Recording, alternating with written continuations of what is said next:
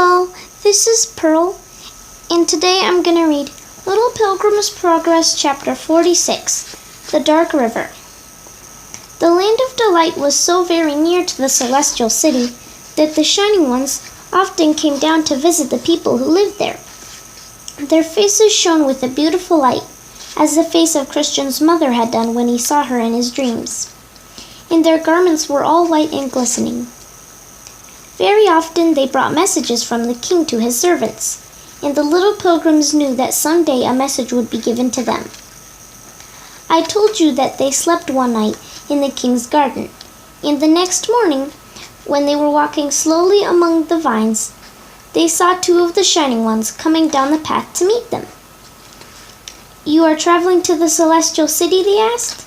"Yes," replied the children.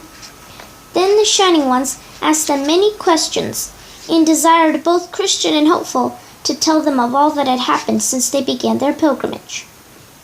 Christian told of all his difficulties and dangers, and Hopeful told how he had wasted his time in Vanity Fair.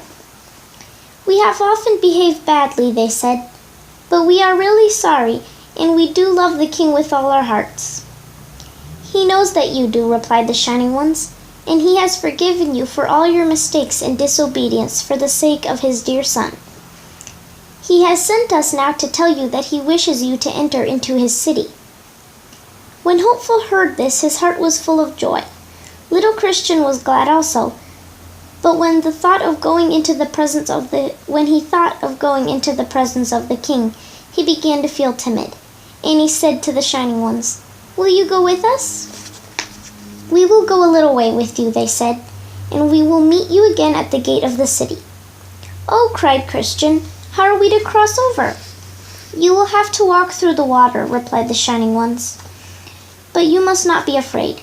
The city is on the other side, and you will very soon be safe within its gates." Hopeful raised his head and looked across the river, and on the opposite shore he could see the pathway winding up the hillside toward the glorious golden gates. "Oh, Christian," he said, "we need not be frightened now. We are so very near to the city." But little Christian's eyes had grown dim with fear, and he could not see the light beyond the river. He shivered as he looked at the water. Then he turned once more to the Shining Ones. "It is deep," he said. "We shall drown if we try to cross it." "No," replied the Shining Ones.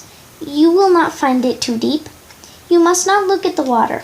You must lift up your eyes to the light, and the king will help you." "Will you come with us?" asked Christian again, and Hopeful wondered why he looked so pale and frightened. "We cannot come with you," replied the Shining Ones, "but we shall meet you on the other side and lead you into the presence of the king." "Did my mother cross it safely?" "Yes, and she is waiting for you and longing to see you." "Do not be afraid. Trust in the king, and remember all that he has done for you." Then the Shining Ones turned away, and Hopeful put his arm around his little companion's shoulders. "Come, Christian," he said.